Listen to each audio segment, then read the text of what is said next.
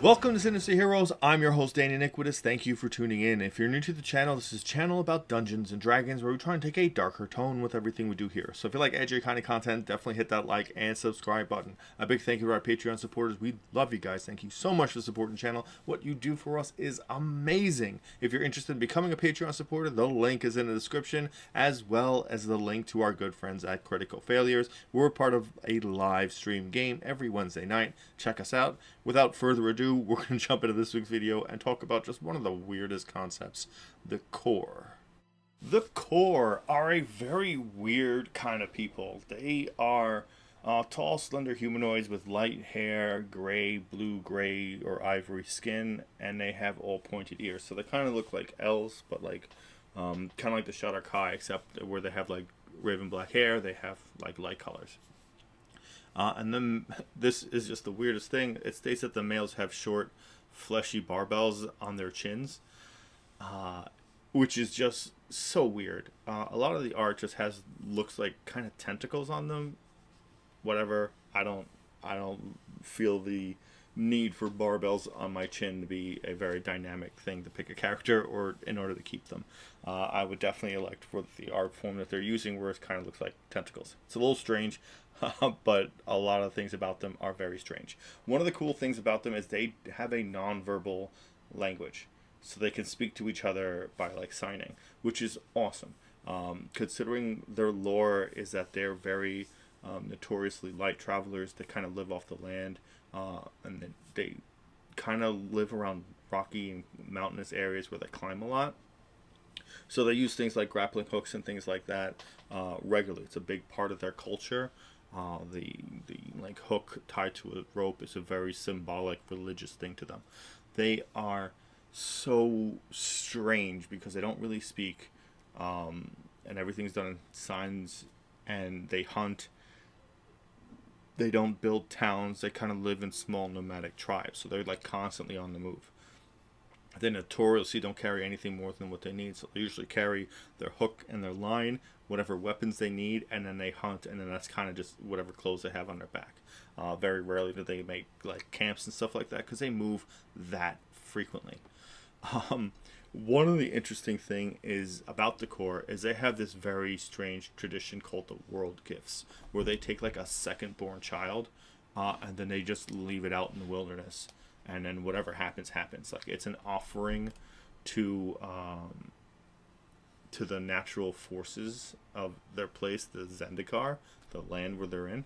And it's kind of to pacify those gods and give them good fortune. It is weird. They don't look for them. They don't wait for them to come back. They're so nomadic. When they do this ritual where they let them go, they just leave. And some of these KOR survive and build their own lives and adopt cultures and things like that, and a lot of them just don't make it. They are a wild kind of species. Like it's almost alien, that kind of concept. It's just, even for me who likes like weird stuff like that, like that's a little far if there's no like real answer to what's supposed to happen or what they expect to happen to the gift, to the world gift. But I guess they kind of just let it go and assume that they don't make it. It's weird. They are like, in my mind, that would make them really insane. But their alignment is mostly lawful good, which is so bizarre. They are definitely one of those species that's like the more you learn about them, they're like, how did this come to be? At one point they had a castle in the sky that they used to kind of rule the world with iron fist, their small world. They are descendants from other beings, and it's just crazy. But they basically kind of fly around with hooks and ropes and kind of just quietly assassinate whatever it is they have to survive. Their ability score increases are 2 to Dex, 1 to Wisdom, so they obviously make great rogues, rangers, monks. Obviously, when you're climbing and being very athletic and all that stuff, you really want to be mobile. You want to be light. You don't want to be wearing heavy armor and things like that. That's definitely something that's part of them. So it kind of makes sense to be rangers, monks, rogues. It kind of just fits in really well. Again, most of them are lawful good. They are usually 6 feet, but are much lighter than humans. They live for about 80 years just as well. Your base walking speed is 30 feet. You also have a climbing speed that's 30 feet as long as you are not encumbered or wearing heavy armor. You have KOR climbing as an ability, which gives you proficiency in athletics and the acrobatic skill. You also have lucky. When you roll a 1 or on the d20 for an attack roll, ability check, or saving throw, you can re-roll the die and you must use the new roll.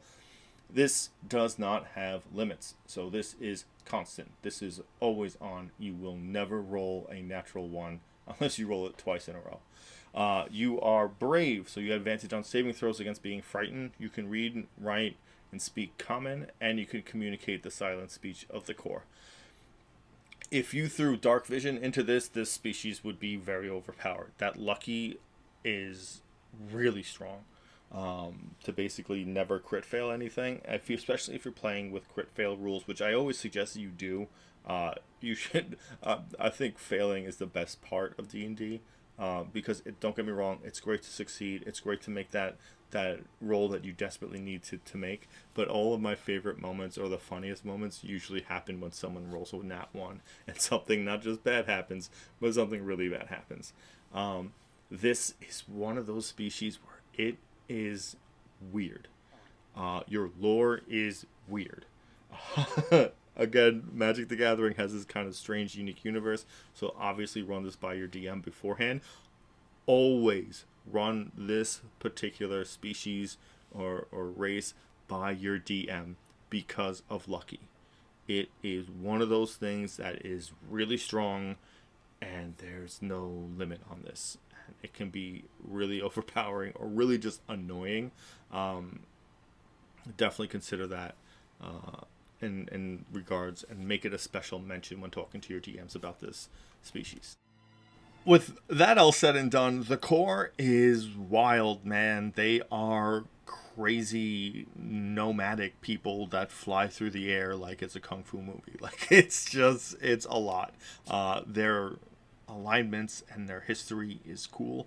Definitely dig into it. If I do a lore video on the species, I might cover this at some point, but they are like wild. Like, and it's not the firstborn, it's the secondborn for the world gifts. That's just really putting in that, like, the firstborn is the best, which is terrible because I am not the firstborn.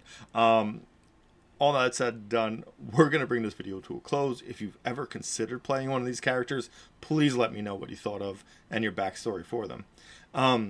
A big thank you to our Patreon supporters. We love you guys. Thank you so much for supporting the channel. What you do is amazing. If you're interested in becoming a Patreon supporter, the link is in the description, as well as a link to our good friends at Critical Failures. Check us out Wednesday nights for a live stream game that we're very fortunate to be a part of. And thank you for giving a spooky kid a chance.